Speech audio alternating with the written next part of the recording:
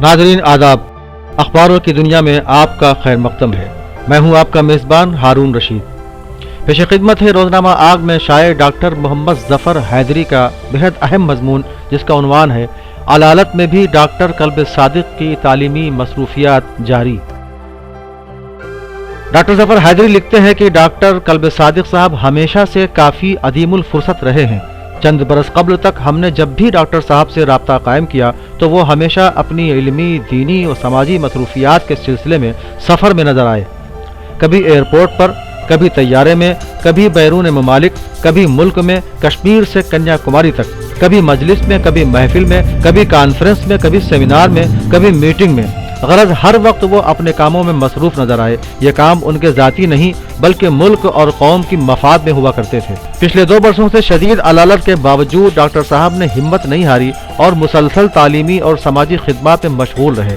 राकिब ने पिछले साल जब डॉक्टर साहब से यूनिटी कॉलेज में मुलाकात का शरफ हासिल किया था तो अलालत के बावजूद वो कॉलेज आते थे और अपने मुफीद मशवरों से कॉलेज इंतजामिया और तलबा को नवाजते थे। पिछले साल लखनऊ में अपने क़याम के दौरान राकिब ने 7 फरवरी 2019 को सुबह 9:30 बजे डॉक्टर कल्ब सादिक साहब से फ़ोन पर राब्ता कायम किया और मुलाकात का शरफ हासिल करने की ख्वाहिश जाहिर की। जैसा कि हम ऊपर बयान कर चुके हैं कि डॉक्टर साहब काफ़ी अदीमुल फुर्सत हैं, लिहाजा हमने उनसे पहले उनकी मसरूफियात दरियाफ़्त की। उन्होंने कहा कि मैं यूनिटी कॉलेज में 11 बजे तक हूँ, आप तशरीफ़ ला सकते हैं।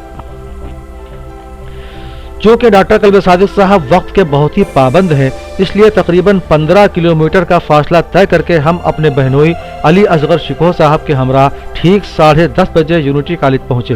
डॉक्टर साहब अपने दफ्तर में तशरीफ़ फरमा थे और बाज़ तलबा और अवामी नुमाइंदों के साथ काफ़ी मसरूफ़ थे।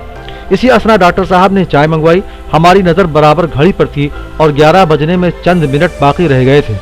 ठीक 11 बजे डॉक्टर साहब अपनी कुर्सी से खड़े हुए और कहने लगे, हाल में चलिए, हम आपको कॉलेज की सरगर्मियों से मुतालिक एक फिल्म दिखाएंगे जिससे आपको कॉलेज की कारकर्दगी का अंदाजा हो जाएगा। फिल्म में तालीम के अलावा तलबा की एक्स्ट्रा सलाहियतों पर जोर दिया गया था, जिनमें खेल कूद, आर्ट एंड डिज़ाइन वगैरह शामिल है। लेकिन गुज़श्ता साल डॉक्टर कल्ब सादिक साहब की तबीयत ने काफ़ी नशेब फराज देखे।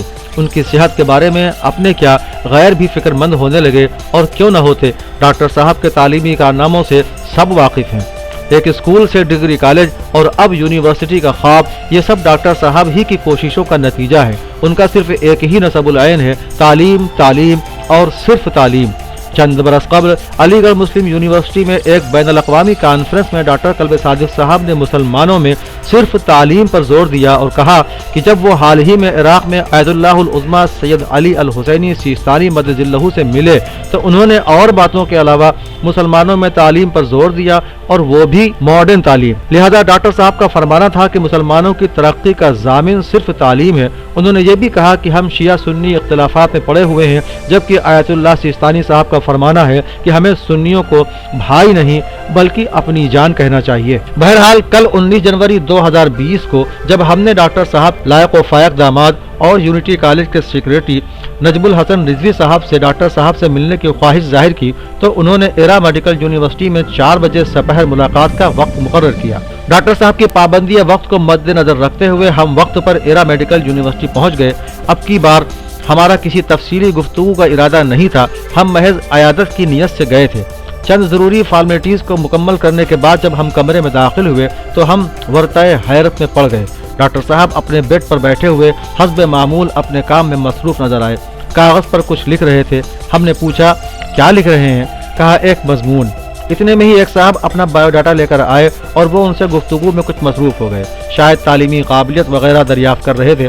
गरज अलालत के बावजूद वो तालीमी और समाजी कामों में मसरूफ़ नजर आए। वही जोश, वही जज्बा, वही वलवला और वही तंज़ो मज़ाह, यही मर्द मोमिन की असल पहचान है। अल्लाह डॉक्टर कल्ब सादिक साहब को नज़र बद से बचाए और सेहत के साथ तवील उम्र अता करे ताकि वो इसी तरह कौम और अवामुन्नास की खिदमत करते रहें। इस मुख्तसर से मजमून में हम न उनकी दीनी मसरूफियत के बारे में कुछ कहेंगे और न ही समाजी, बल्कि झैल के सत्रों में हम महज उनकी तालीमी मसरूफियात का जिक्र करेंगे जिसका हमारी कौम में अभी भी काफ़ी फुकदान पाया जाता है।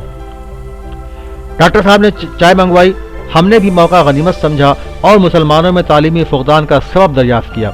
ڈاکٹر صاحب نے ایک اچھا اور سیدھا سا جواب دیا۔ انہوں نے کہا کہ ایک بار ان سے کچھ جین مذہب کے لوگ ملنے آئے۔ انہوں نے ان سے جین مذہب کی ترقی اور خوشحالی کا سبب دریافت کیا۔ انہوں نے کہا تعلیم ہمارے قوم کی ترقی کا راز ہے، کیونکہ ہماری قوم میں ملا یا پنڈت کا تصور نہیں ہے۔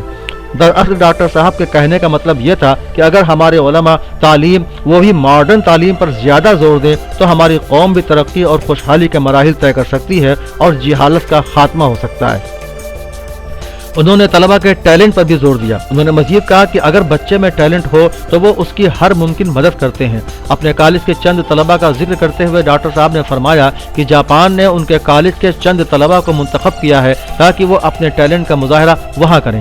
اس سلسلے میں انہوں نے کالج کی سالانہ میگزین 2018-2019 کی بھی پیش کی، جو کالج کی مختلف سرگرمیوں کی عکاسی کرتی ہے، جن میں طلبہ کی سائنسی نمائش، مصوری کا مقابلہ، صفائی مہم، قومی اور مذہبی تہوار میں طلبہ کی شمولیت، بین الاقوامی مخصوص ایام مثلا یوم مادر، یوم امن، یوم صحت وغیرہ کی اہمیت اور افادیت، تخلیقی ہنر وغیرہ شامل ہیں۔ ڈاکٹر ظفر حیدری لکھتے ہیں کہ دوران گفتگو ڈاکٹر صاحب نے کہا کہ اس قسم کی مصروفیات بچوں کی نشوونما کے لیے ازحد ضروری ہیں۔ انہوں نے مزید فرمایا کہ آج کل کمپٹیشن کا زمانہ ہے، اس لیے وہ اپنے ادارے کو اس قابل بنانا چاہتے ہیں تاکہ وہ ملک کے کسی بھی بڑے ادارے سے مقابلہ کر سکے۔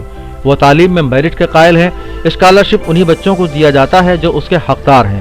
جہاں تک بچوں کی فیس کا تعلق ہے تو وہ کسی بھی بڑے اسکول کے مقابلے میں کم نہیں ہے۔ ڈاکٹر صاحب کا کہنا ہے کہ فیس کا تعین کالج کے اسٹینڈرڈ اور معیار کو مد نظر رکھ کر طے کیا گیا ہے۔ البتہ یتیموں اور نہایت ہی غریب بچوں کے لیے کچھ رعایت کا انتظام بھی رکھا گیا ہے۔ واضح رہے یونٹی کالج پرانے لکھنؤ میں قدیم جامع مسجد کے متصل ایک وسیع اراضی پر واقع ہے۔ اس کی بلڈنگ نہایت ہی خوبصورت اور جدید طرز عمل پر بنائی گئی ہے۔ کالج کی بلڈنگ جس زمین پر واقع ہے وہ لیز پر لی گئی ہے، جس کی میعاد بقول ڈاکٹر صاحب ہر 33 سال میں بڑھائی جائے گی۔ کالج کی شروعات ایک اسکول سے ہوئی تھی جو مستقبل قریب میں ایک مکمل یونیورسٹی کا درجہ اختیار کرنے کی راہ پر گامزن ہے۔